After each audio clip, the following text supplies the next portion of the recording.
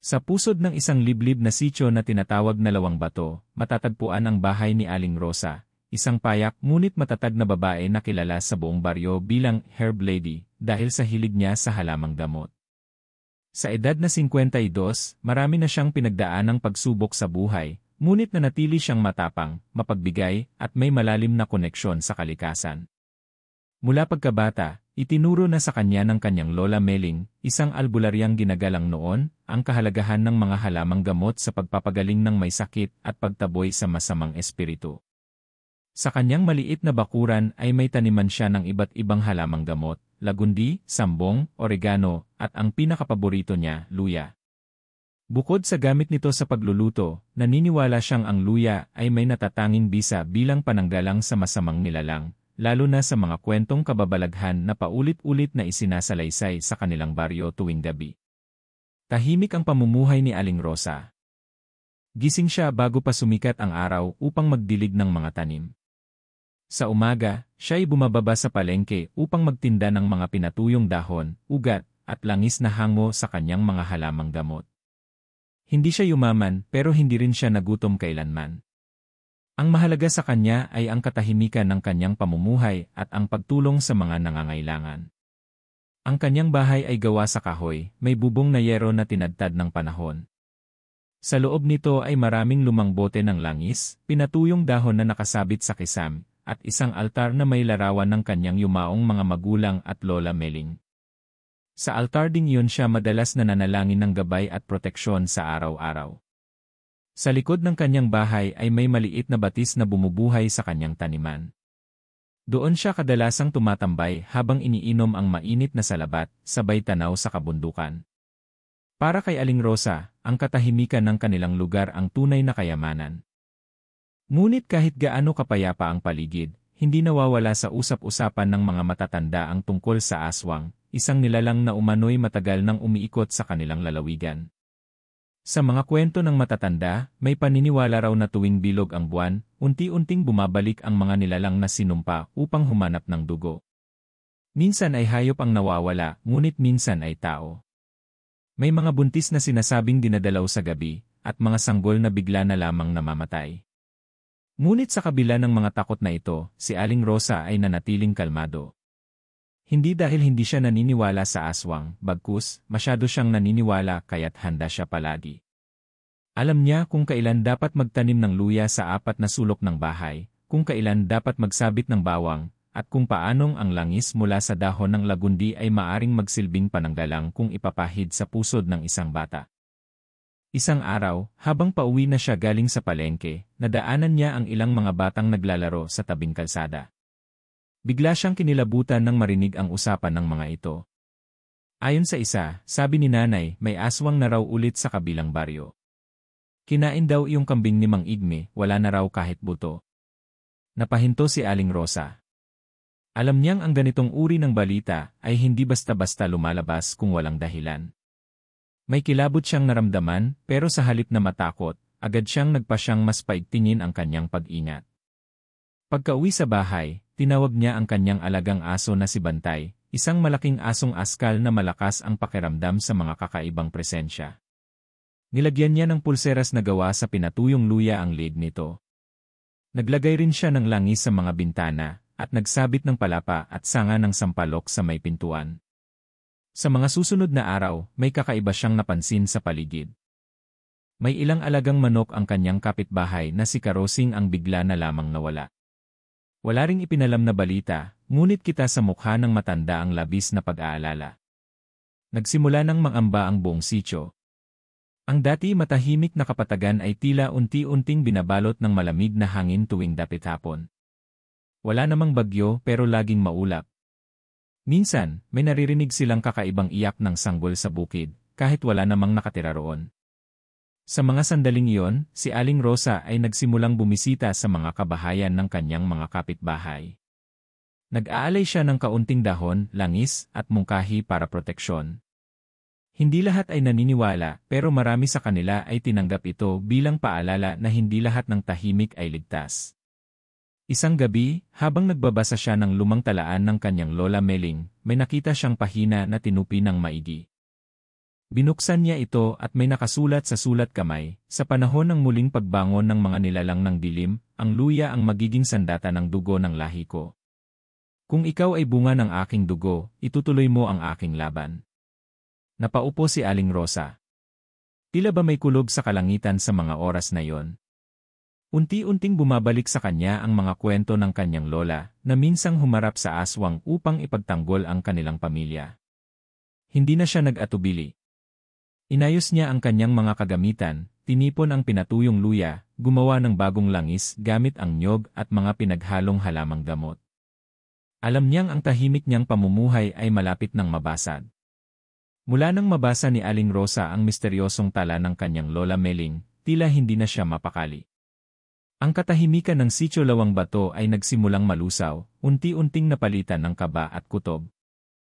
Sa unang tingin, normal pa rin ang paligid. May naghahabulang bata tuwing hapon, may nagkukwentuhang matatanda sa tabing kalsada, at may mga manok na kumakahig sa bakuran. Ngunit sa likod ng mga ngiting iyon, may bumabalot na takot, ang takot sa hindi nakikita. Gabi-gabi, tila may kakaibang simoy ng hangin sa paligid. Hindi ito malamig, kundi malagkit at mabigat, parang may kasamang usok na amoy sunog na balat ng hayop. Ayon sa mga matatanda, iyon daw ang amoy ng dumarating na aswang. Isang gabi, habang tahimik na kumakain ng tinolang manok si Aling Rosa, may narinig siyang malalim na ungol mula sa kakahuyan sa likod ng bahay. Hindi ito ungol ng hayop at hindi rin iyak ng tao, parang pinaghalong huni ng uwak at sigaw ng pusong nasasaktan. Agad niyang sinilip si Bantay, ang kanyang aso. Nakahiga ito sa ilalim ng mesa, nanginginig at hindi mapakali. Palatandaan iyon sa kanya na may masamang nilalang na malapit lang. Kinabukasan, kumalat ang balitang nawawala ang kambing ni Mang Efren. Ayon sa kanya, nakatali ito sa puno sa likod ng kanyang kubo bago siya natulog. Pagsapit ng madaling araw, wala na ito. Ang lubid ay warak at may bakas ng dugo sa damuhan. Wala ni isang bakas ng hayop na kumain, parang bigla na lang itong inililipad ng kung anong puwersa. Dito na nagsimulang mag-ingay ang mga tsismis. May mga nagsabing nakita raw nila ang isang malaking ibon na may pulang mata lumilipad sa itaas ng punong mangga. May isa pang nagsabing habang umiihi siya sa likod ng bahay, ay may nakita siyang anino na parang tao, ngunit lumilipad at walang ulo. Sa mga bata, ipinagbawal ng mga magulang ang paglalaro tuwing dapit hapon. Sa mga buntis, nagsimulang ipahid ang langis sa tiyan at nagsabit ng bawang sa bintana. Maging si Kapitan Ruben, ang pinuno ng sitio, ay napilitang magpatawag ng pagpupulong. Sa harap ng maliit na barangay hall, nagtipon-tipon ang mga residente. Nasa likod si Aling Rosa, tahimik ngunit matalas ang pakikinig. Hindi ko alam kung totoo ang aswang, ani Kapitan, pero hindi na tayo pwedeng magwalang bahala. Sunod-sunod na ang nawawala. Doblehin natin ang pagbabantay. Bawat kalalakihan, dapat may hawak na itak tuwing gabi. At kung sino man ang may alam sa halamang pangontra, tulad ng luya o langis, makipagtulungan. Dito na tumayo si Aling Rosa. May mga paraan tayong sinauna. Hindi ito magic, kundi likas na pangangalaga. Ang luya, kapag sinunog at inihalo sa langis ng nyog, ay maaaring magsilbing pangtaboy sa nilalang ng dilim. Kaya ko pong maghanda kung gusto nyo.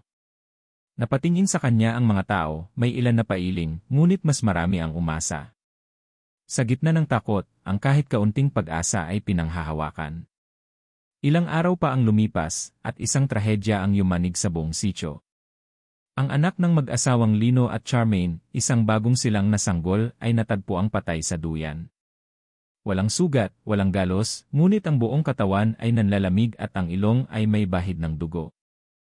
Ang duyan ay patuloy pa ring umiindayog kahit walang hangin.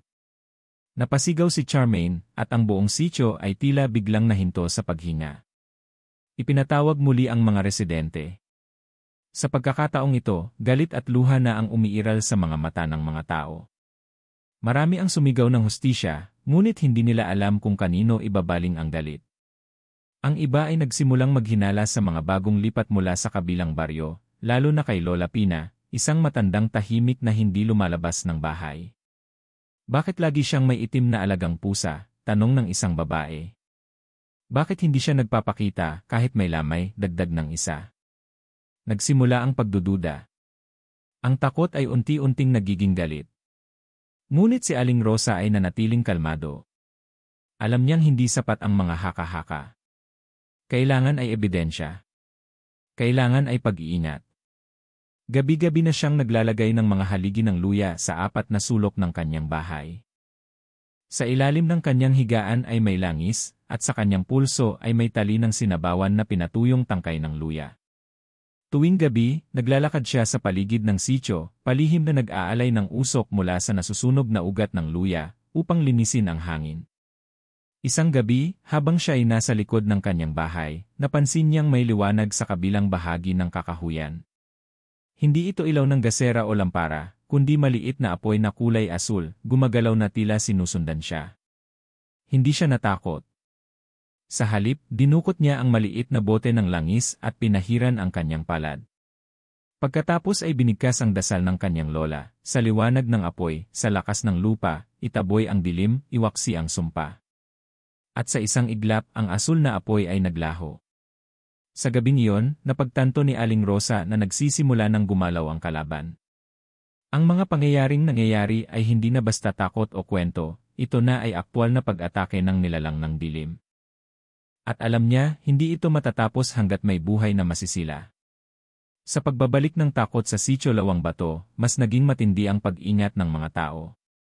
Ang mga buntis ay hindi na lumalabas ng bahay pagsapit ng hapon, at ang mga bata ay hindi na pinapayagang maglaro sa labas.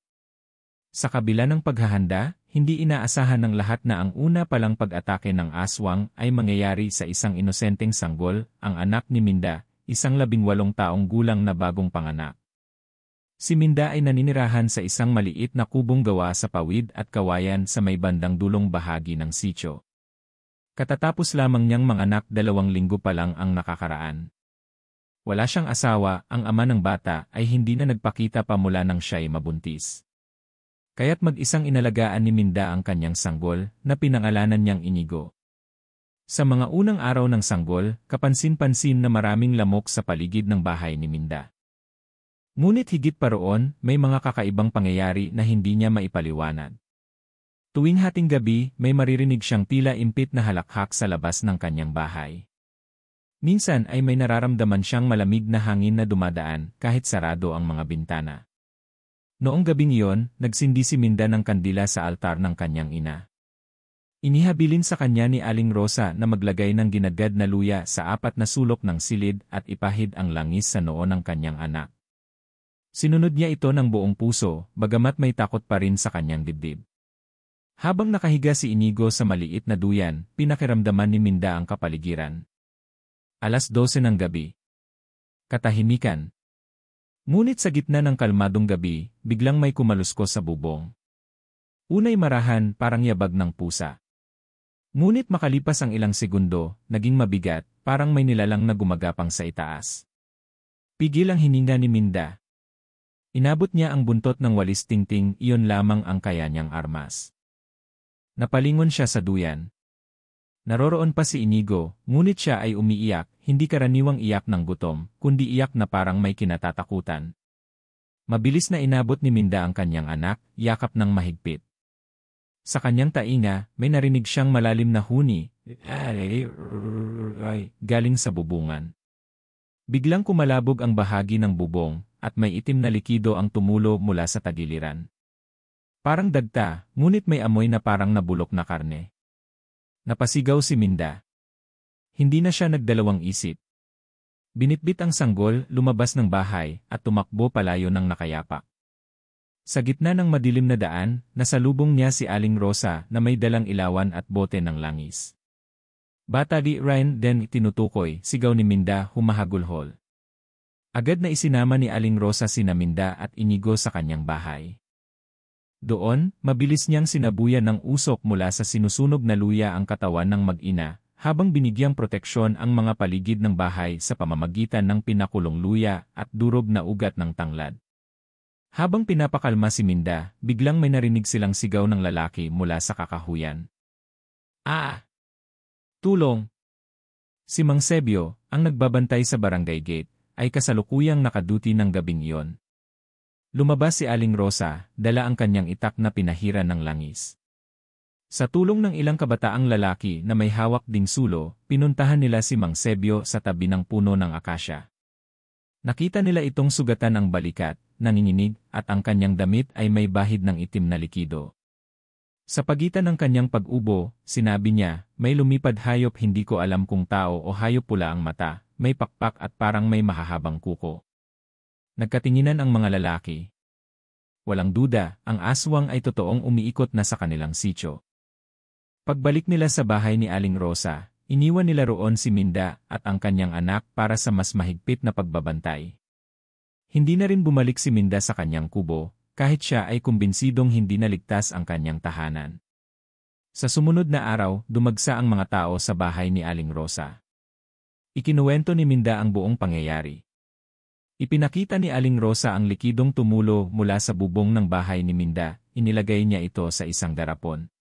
Habang pinagmamasdan nila ito, napansin nilang parang may gumagalaw sa loob, manipis na hibla na parang buhay, umiikot-ikot.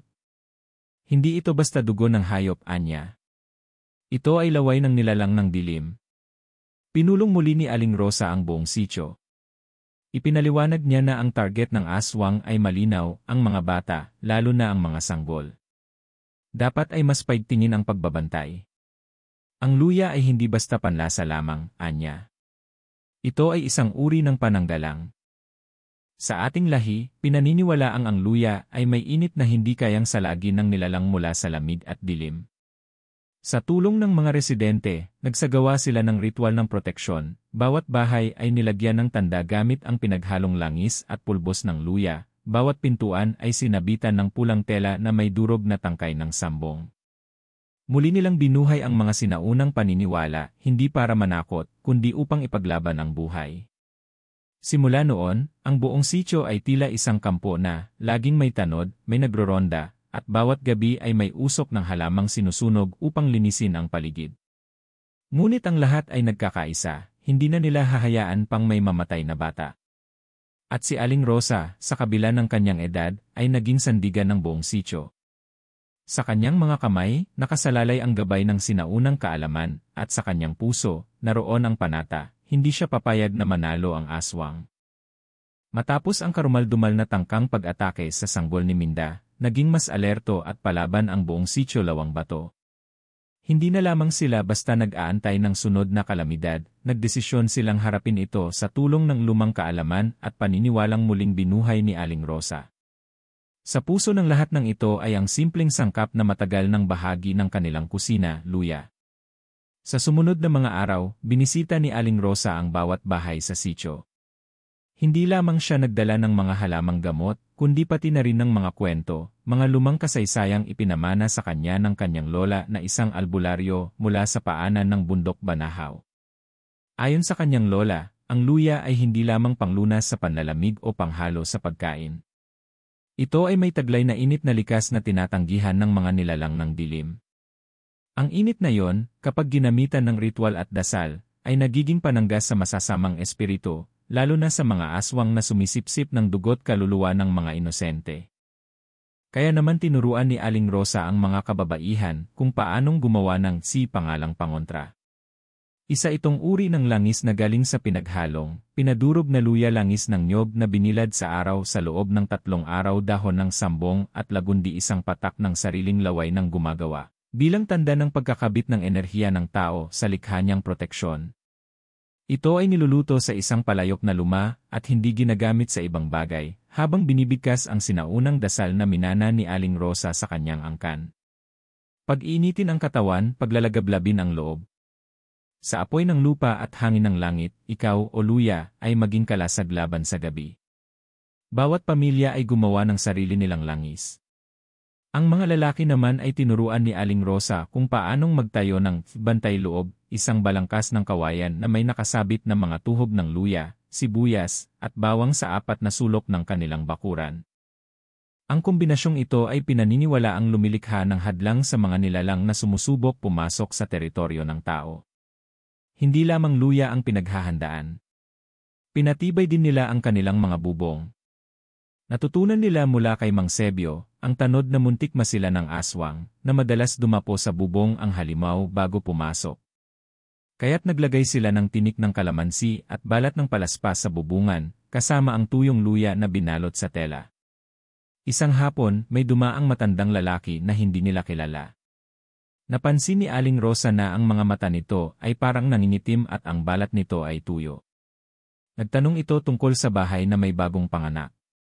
Hindi siya pinapasok ni Aling Rosa sa kahit anong bakuran at tinaboy. Ngunit hindi bago sa kanya ang ganitong paglitaw. Maraming aswang ang nag-aanyong tao, paliwanag niya sa mga kabataan. Hindi lahat ng halimaw ay lumilipad. Minsan, lumalakad sila kasama natin sa araw. Ngunit may paraan upang makilala sila. Isa sa mga turo ni Aling Rosa ay ang pagtulo ng luya sa anino ng tao. Kung ang anino ng isang tao ay hindi magre-react o aalis kahit tuloy-tuloy ang pagpatak ng durog na luya, may posibilidad na ito ay hindi tao kundi nilalang na nagpapanggap. Muling lumaganap ang paniniwala sa bisa ng natural na panangga. Marami sa mga bata, kahit sa eskwelahan, ay may bitbit na amuletong may laman ng pinatuyong luya. Nagtahi ang mga nanay ng mga palawit na may luya para sa kanilang mga anak. Sa gabi, bago matulog, sabay-sabay ang buong pamilya sa paglalagay ng langis sa noo at batok, isang panalangin, at pag-ilaw ng kandila na may langis ng nyog at tangkay ng luya. Hindi na rin basta nakakalapit ang sinumang bisita sa loob ng sitio. Kapag may dumarating, dinidilig muna ang daraanan nito ng tubig na hinaluan ng katas ng luya. Kung hindi siya makapasok, ibig sabihin ay hindi siya tunay na tao. Isang linggo matapos ang unang pag-atake, naglibot si Aling Rosa kasama si Minda at ilang kabataan sa gubat na malapit sa sitio. Doon nila sinuri ang mga punong kahoy at nakakita sila ng ilang bakbak ng balat at itim na balahibong nakadikit sa sanga, palatandaang may nilalang na may pakpak na lumapag doon. Dito siya nagmamasid, ani Aling Rosa. Ngunit ngayon, makakaramdam siya ng galit ng ating mga ninuno. Bilang huling hakbang, isinagawa nila ang ritual ng liwanag, isang pagtitipon kung saan ang lahat ay magdadala ng luya, kandila, at langis. Sa gitna ng plaza ng sitio, nagdasal sila sabay-sabay, habang ang mga matatanda ay umiikot sa bawat sulok, binabasbasan ng langis ang lupa at hangin. Ang gabing iyon ay maaliwalas. Walang kahit anong kakaibang ingay. Tila natahimik ang paligid. Ngunit alam ng lahat, hindi pa tapos ang laban. Tahimik lamang ang aswang, ngunit nagmamasid. Subalit ngayon, ang buong sitio ay hindi natakot. May sandata na sila. May kaalaman. At higit sa lahat may pagkakaisa. Sa gitna ng kadiliman, nagniningning ang liwanag mula sa maliit na ugat ng lupa, ang luya. Akala ng mga taga-sitio Lawang Bato ay sapat na ang kanilang paghahanda. Sa tulong ni Aling Rosa at ng kanilang pinagsama-samang paniniwala at kaalaman, tila naging matatag na ang proteksyon ng kanilang lugar laban sa mga nilalang ng dilim. Ngunit isang gabi, biglang nawala ang isa sa pinakamatanda at iginagalang sa kanilang lugar, si Lolo Binong, 84 taong gulang, bulag na sa kaliwang mata ngunit kilala bilang masigasig na tagapayo ng mga kabataan. Bago pa man ang gabi ng pagkawala, may napansin na si Aling Rosa. Habang naglalakad siya papunta sa ilog upang kumuha ng tubig, napansin niya ang itim na uwak na paulit-ulit na umiikot sa paligid ng bahay ni Lolo Binong.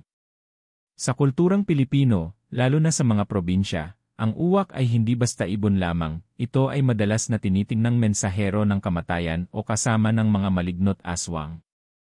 May kakaiba, bulong ni Aling Rosa. Hindi ito pangkaraniwang ibon.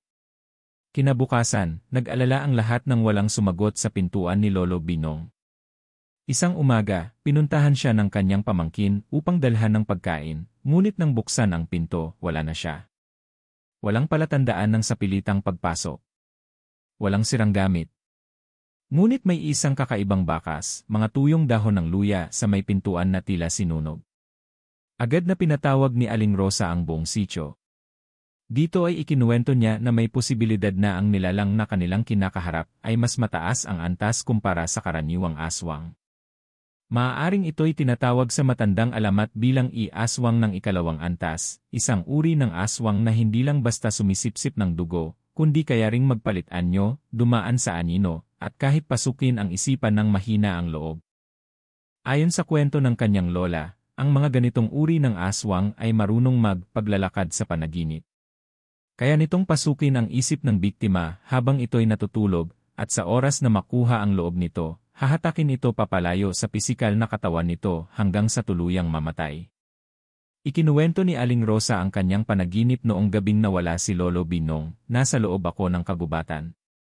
Madilim. May isang boses na tumatawag.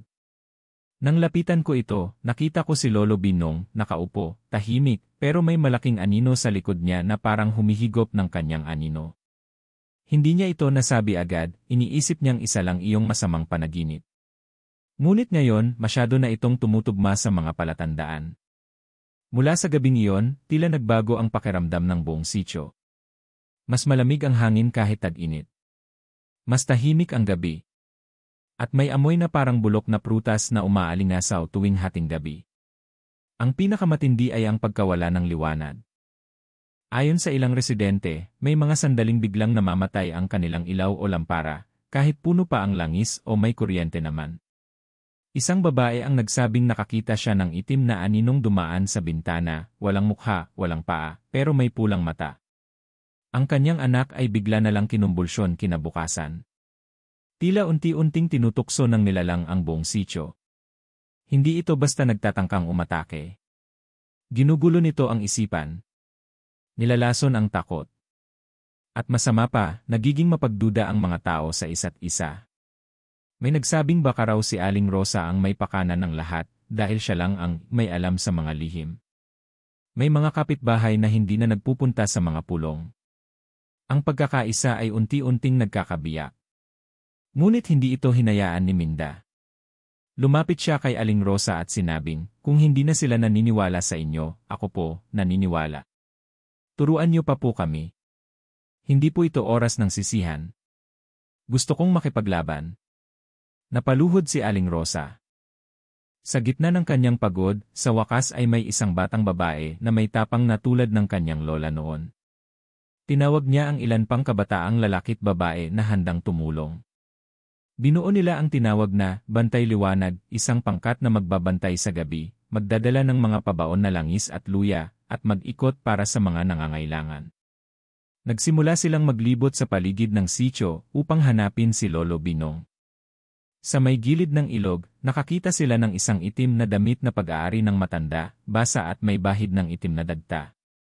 Malapit doon ay may guhit sa lupa, parang kinakaladkad ang isang katawan.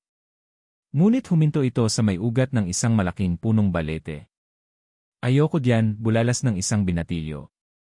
May kwento ang punong yan, sabi ng lolo ko, minsan daw may nagpakita riyan na baboy na may ngiti ng tao. Ngunit si Minda ay lumapit. Inilabas niya ang pinainitang langis ng luya at ibinuhos sa ugat ng punong balete. Sa hindi inaasahang pangyayari, nanginig ang lupa. Biglang lumipad ang isang uwak mula sa itaas. At may maririnig silang mahinang iyak, hindi iyak ng sanggol, kundi ng matandang lalaki. Hindi pa natagpuan si Lolo Binong, ngunit malinaw sa kanila na buhay pa ito, at hawak ng isang mas makapangyarihang aswang. Hindi lang luya ang kakailanganin natin ngayon, ani Aling Rosa, habang pinapahid ang langis sa kamay ni Minda. Kailangan natin ng liwanag sa loob ng ating sarili. Dahil ang nilalang na ito, hindi lang katawan ang kinukuha, pati kaluluwa. Sa panibagong panganib na humaharap sa sitio Lawang Bato, tila lalong humihigpit ang kalaban. Hindi na lamang ito simpleng aswang na umaaligid sa gabi, ito ay matalinong nilalang, may kakayahang lumusot sa panaginip, maghasik ng takot, at maghasik ng duda sa puso ng tao. Sa gitna ng kaguluhan, si Aling Rosa, ang paunahing tagapagtanggol ng sitio, ay napilitang harapin ang lihim na matagal na niyang kinikimkim, isang lihim na mag-ugat sa pinagmulan ng aswang na kanilang kinakalaban. Isang gabi, habang nagdarasal sa ilalim ng puno ng sampalok, naramdaman ni Aling Rosa ang presensyang matagal na niyang hindi nararamdaman, isang malamig na ihip ng hangin na parang dumaan sa mismong kaluluwa niya. Sa kanyang harapan, tumambad ang anino ng isang babae, nakaputi, mahaba ang buhok, at ang matay tila puno ng luha. Hindi ka pa rin natatahimik, mahinang bulong ni Aling Rosa. Ang aninong ito ay si Sabel, ang kapatid ni Aling Rosa na matagal nang nawawala at pinaniniwala ang naging aswang. Ayon sa mga matatanda sa sitio, si Sabel ay isang mabait at matalinong dalaga noon, ngunit napasama sa isang lihim na sekta na naniniwala sa sinaunang kapangyarihan ng mga nilalang sa kabubatan. Nang mamatay sa trahedya ang kanilang ama, bigla na lang itong nawala. Ngunit alam ni Aling Rosa ang totoo. Bago pa man mawala si Isabel, nakita niya itong naglalagay ng mga kakaibang dahon at dugo ng hayop sa likod ng kanilang bahay.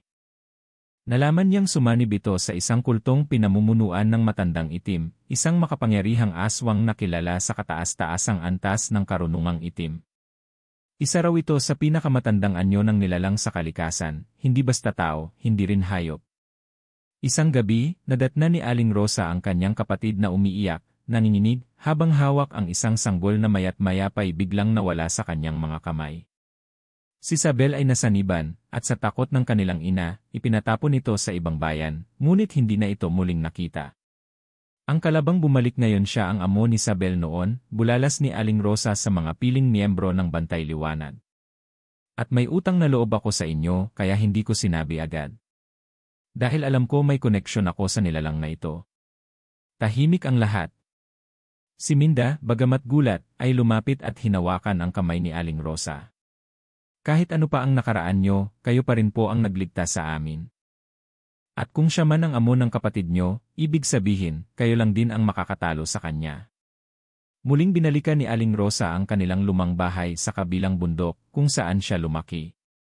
Doon, sa ilalim ng lumang bowl, nahanap niya ang lumang talaan ng kanyang lola, isang librong yari sa balat ng kalabaw, may sulat kamay at lumang orasyon. Sa isang pahina, naroon ang pangalan ng itim na isa, ang tunay na pagkatao ng matandang itim, isang nilalang na sumanib sa mga ninuno ng kanilang angkan upang gamitin sa kasamaan ang kapangyarihang itinuro ng mga engkanto.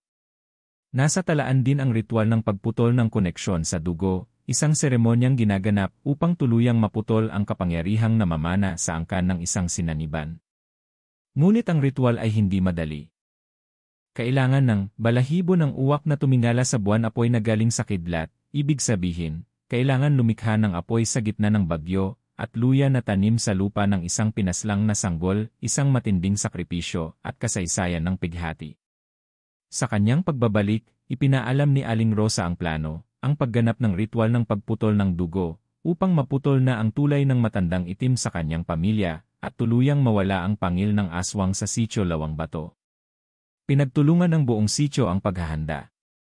Si Minda ay nagdala ng balahibo ng uwak na nakuha nila sa punong balete.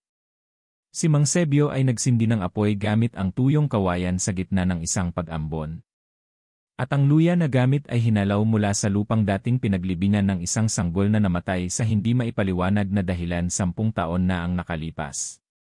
Sa gitna ng gabi, sa gitna ng isang ulan na tila kasabay ng pag-iyak ng mga espiritu, isinagawa ni Aling Rosa ang ritual.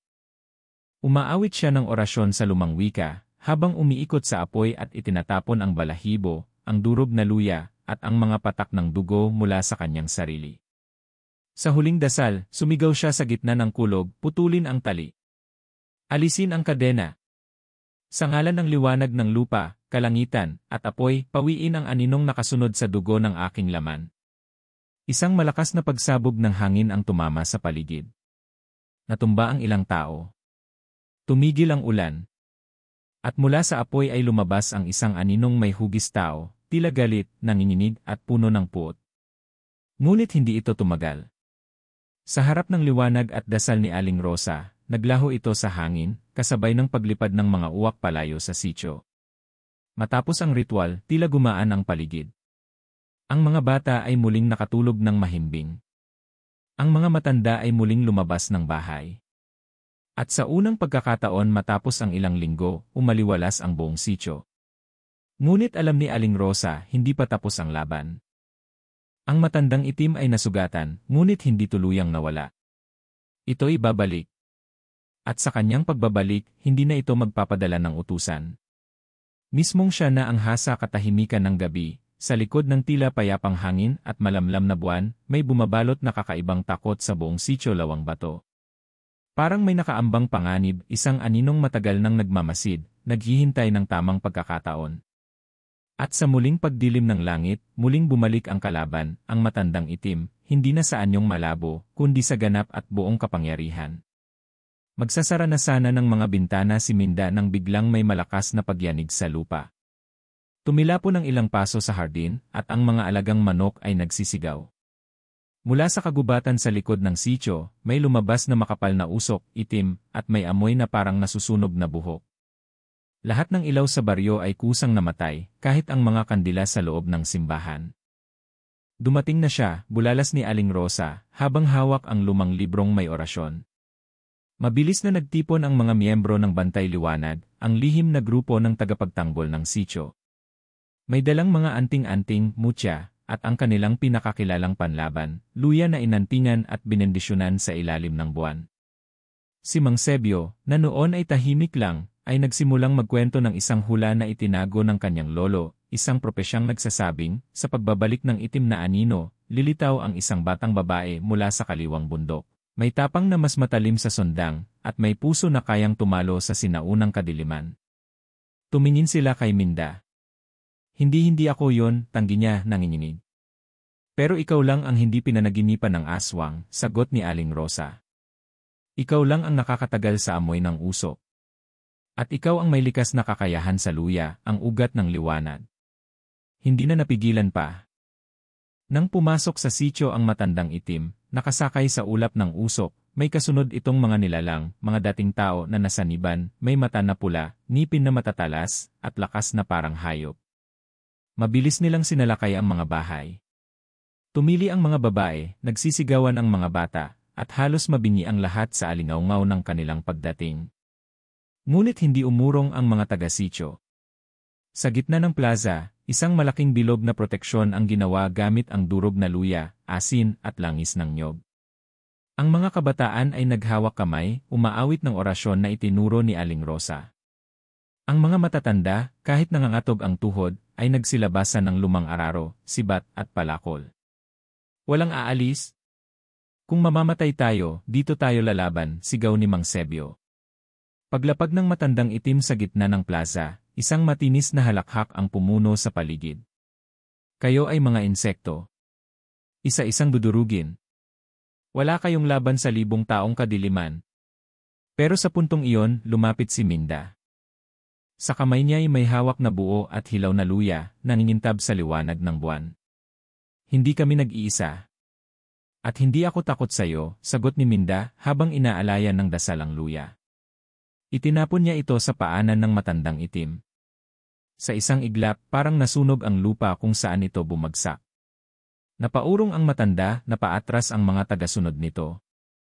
Ang ugat ng lupa ang kahinaan mo, sigaw ni Aling Rosa. Ang luya ay ugat ng katotohanan, at iyan ang tatapos sa iyo. Nagsimula ang labanan. Ang mga kalalakihan ay nagpakawala ng pana na may balat ng luya sa dulo. Ang kababaihan ay nagsaboy ng durog na luya sa hangin, at ang mga bata ay patuloy sa pagkanta ng dasal. Habang ang matandang itim ay paulit-ulit na sumusugod, napapaatras ito sa bawat dasal, bawat sigaw ng pagtutol, at bawat bitin ng liwanag mula sa mga hawak nilang kandila. Nang sumapit ang hating gabi, bumagal na ang mga hakbang ng matandang itim. Nagsimula itong manghina. Ang usok ay tila lumalabnaw, at ang mga kasamahan nitong nilalang ay nagsimulang mawalan ng ulirat. Ngunit sa huling yugto, pinilit ng matandang itim na pumasok sa katawan ni Minda, nais nitong angkinin ang kanyang katawan upang makaligtas. Subalit hindi nito inasahan na sa loob ng puso ni Minda may panibagong lakas. Sa kanyang isip, habang kinakalaban ang pananakop ng nilalang, bumulong siya sa kanyang sarili, hindi ako lalaban para sa sarili ko. Lalaban ako para sa sitio, para kay Lola Rosa, para sa mga batang dapat lumaking walang takot. Sa huling sigaw, inilabas ni Minda ang luya na ininatan niya sa simula ng kwento, ang luyang itinanong pa niya kay Aling Rosa kung bakit may init sa loob kahit hilaw. Ipinasok niya ito sa kanyang bibig at kinagat ng buong lakas. Ang apoy ay sumiklab mula sa kanyang lalamunan. Sa mismong katawan niya, lumabas ang liwanag na hindi kayang tagalan ng matandang itim. Napasigaw ito, humagulhol, at sa huling ulit, sumabog ito sa hangin, kasabay ng pagdilim ng paligid. Ngunit pagkatapos ng ilang segundo, liwanag ang pumalit. Ang langit ay muling naging payapa. Ang mga ilaw ay muling umilaw. At ang mga bata ay muling nakatawa. Ang matandang itim ay tuluyan ng naglaho. Harap. Sa katahimikan ng gabi, sa likod ng tila payapang hangin at malamlam na buwan, may bumabalot na kakaibang takot sa buong sitio Lawang Bato. Parang may nakaambang panganib, isang aninong matagal nang nagmamasid, naghihintay ng tamang pagkakataon. At sa muling pagdilim ng langit, muling bumalik ang kalaban, ang matandang itim, hindi na sa anyong malabo, kundi sa ganap at buong kapangyarihan. Magsasara na sana ng mga bintana si Minda nang biglang may malakas na pagyanig sa lupa. Tumila po ng ilang paso sa hardin, at ang mga alagang manok ay nagsisigaw. Mula sa kagubatan sa likod ng sitio, may lumabas na makapal na usok, itim, at may amoy na parang nasusunog na buhok. Lahat ng ilaw sa baryo ay kusang namatay, kahit ang mga kandila sa loob ng simbahan. Dumating na siya, bulalas ni Aling Rosa, habang hawak ang lumang librong may orasyon. Mabilis na nagtipon ang mga miyembro ng Bantay Liwanag, ang lihim na grupo ng tagapagtanggol ng sitio. May dalang mga anting-anting, mutya, at ang kanilang pinakakilalang panlaban, luya na inantingan at binendisyonan sa ilalim ng buwan. Si Mang Sebio, na noon ay tahimik lang, ay nagsimulang magkwento ng isang hula na itinago ng kanyang lolo, isang propesyang nagsasabing, sa pagbabalik ng itim na anino, lilitaw ang isang batang babae mula sa kaliwang bundok. May tapang na mas matalim sa sundang, at may puso na kayang tumalo sa sinaunang kadiliman. Tumingin sila kay Minda. Hindi ako yon, tanggi niya nanginginig. Pero ikaw lang ang hindi pinanaginipan ng aswang, sagot ni Aling Rosa. Ikaw lang ang nakakatagal sa amoy ng usok. At ikaw ang may likas na kakayahan sa luya, ang ugat ng liwanag. Hindi na napigilan pa.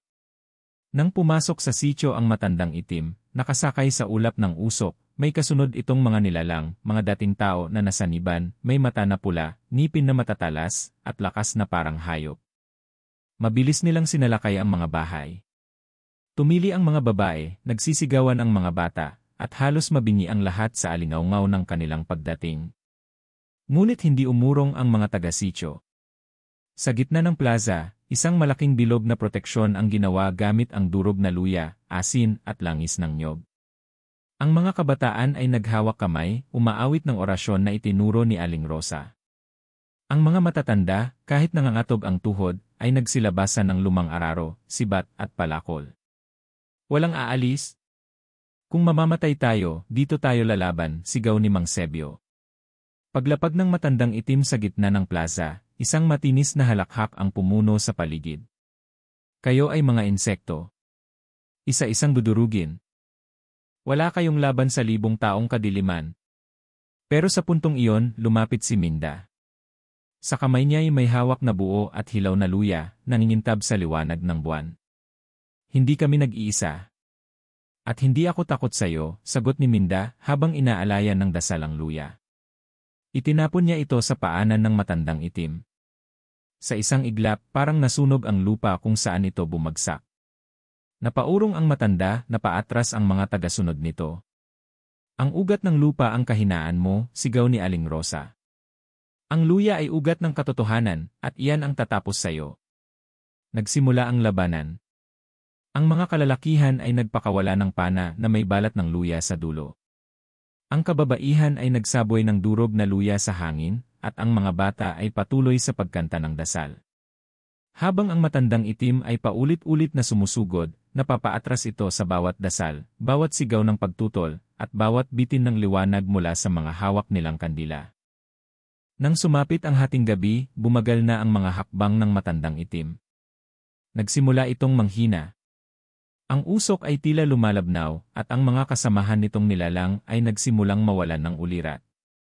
Ngunit sa huling yugto, pinilit ng matandang itim na pumasok sa katawan ni Minda, nais nitong angkinin ang kanyang katawan upang makaligtas. Subalit hindi nito inasahan na sa loob ng puso ni Minda may panibagong lakas. Sa kanyang isip, habang kinakalaban ang pananakop ng nilalang, bumulong siya sa kanyang sarili, hindi ako lalaban para sa sarili ko. Lalaban ako para sa sitio, para kay Lola Rosa, para sa mga batang dapat lumaking walang takot. Sa huling sigaw, inilabas ni Minda ang luya na ininatan niya sa simula ng kwento, ang luyang itinanong pa niya kay Aling Rosa kung bakit may init sa loob kahit hilaw. Ipinasok niya ito sa kanyang bibig at kinagat ng buong lakas. Ang apoy ay sumiklab mula sa kanyang lalamunan. Sa mismong katawan niya, lumabas ang liwanag na hindi kayang tagalan ng matandang itim. Napasigaw ito, humagulhol, at sa huling ulit, sumabog ito sa hangin, kasabay ng pagdilim ng paligid. Ngunit pagkatapos ng ilang segundo, liwanag ang pumalit. Ang langit ay muling naging payapa. Ang mga ilaw ay muling umilaw. At ang mga bata ay muling nakatawa. Ang matandang itim ay tuluyan ng naglaho. Matapos ang gabing iyon, isang gabing nagbago sa kasaysayan ng buong Sitio Lawang Bato, ay unti-unting nagbalik ang katahimikan. Ang tila ba walang katapusang sigaw at alingawngaw ng takot ay napalitan ng pag-asa at panibagong paghinga. Si Minda, ang simpleng dalagang dating kilala lamang bilang tanimluya ng sitio, ay naging bayani. Ngunit hindi siya umasta bilang reyna o tagapamuno. Bagkus, pinili niyang manatili sa kanyang maliit na kubo, patuloy na nagtatanim, pero ngayoy hindi lang para sa pagkain, kundi para sa proteksyon at espiritual na lakas. Ang mga matatanda sa sitio ay nagpasya na magtatag ng taunang araw ng liwanag, isang pagdiriwang tuwing sasapit ang araw ng pagkatalo ng matandang itim. Sa araw na iyon, bawat tahanan ay maglalagay ng luya sa kanilang pintuan, at magkakaroon ng sayawan, kainan, at orasyon. Magsasama-sama ang buong sitio sa gitna ng plaza, hindi na upang maghanda sa pagsalakay, kundi upang magpasalamat sa pagwawagi. Sa tulong ni Aling Rosa at ng iba pang matanda, isinulat sa isang makapal na aklat ang lahat ng detalye ng laban, mula sa unang gabi ng panggugulo hanggang sa huling sigaw ni Minda. Ang aklat na ito ay tinawag na Aklat ng Luya't Liwanag at inilagay sa loob ng bagong tayong bahay orasyon, na itinayo kung saan dating nakatayo ang lumang simbahan. Habang ang mga sugat ng sitio ay unti-unting naghihilom, napansin ng mga tao ang pagbabago sa kalikasan. Mas naging malusog ang taniman, ang hangin ay tila mas malamig ngunit magaan, at ang mga hayop ay muling nagsibalik sa paligid. Parang sinuklian ng kalikasan ang kabayanihang ipinamalas ng buong komunidad. Ngunit hindi rin nakalimot ang sitio sa mga nasawi. Itinayo ang dambana ng mga nawalang kaluluwa, isang tahimik na lugar na puno ng kandila, halaman, at mga palamuti mula sa luya. Doon, tuwing dapit hapon, binibisita ni Minda ang pangalan ng kanyang amang si Mang Tomas, na isa sa mga unang tumaya ng buhay para sa laban. Nakaupo siya roon, madalas may hawak na luyang hinog, dinadasalan ng tahimik, at inililibing muli sa lupa bilang alaala. Samantala, si Minda ay inanyayahan ng mga katabing barangay upang ituro ang mga bagong gamit ng luya, hindi lamang bilang pampalasa sa pagkain, kundi bilang espiritual na pananggalang. Tinuruan niya ang mga kabataan ng paggawa ng kalasag na luya, isang maliit na palamuti sa katawan na gawa sa pinatuyong luya, sinulid na pula, at langis ng nyog na sinasabing nakapagtataboy ng masasamang espiritu. Dahil dito, kumalat ang kwento ng Sitio Lawang Bato sa iba't ibang sulok ng probinsya. May mga mamamahayag na dumalaw, may mga dayo na gustong makakita kay Minda, at may mga kabataan mula sa ibang lugar na gustong sumailalim sa kanyang aral. Ngunit sa kabila ng lahat, nanatiling mapagkumbaba si Minda. Ang kalaban natin ay hindi lang aswang. Minsan, ang takot sa sarili, ang pagdududa sa kakayahan, yan ang tunay na nagpapahina sa atin, wika niya minsang nagtuturo sa mga bata sa isang patag na lupaing ginawang silid-aralan. Isang araw, habang umuulan ng bahagya, may dumating na matandang lalaki sa sitio, may dalang maliit na sisidlan na gawa sa kawayan. Sa loob nito ay ang pinakatandang ugat ng luya, may kulay na ginto at amoy na kaiba sa lahat. Ito ay mula sa kabundukan ng Silangang Kalinga, paliwanag ng matanda.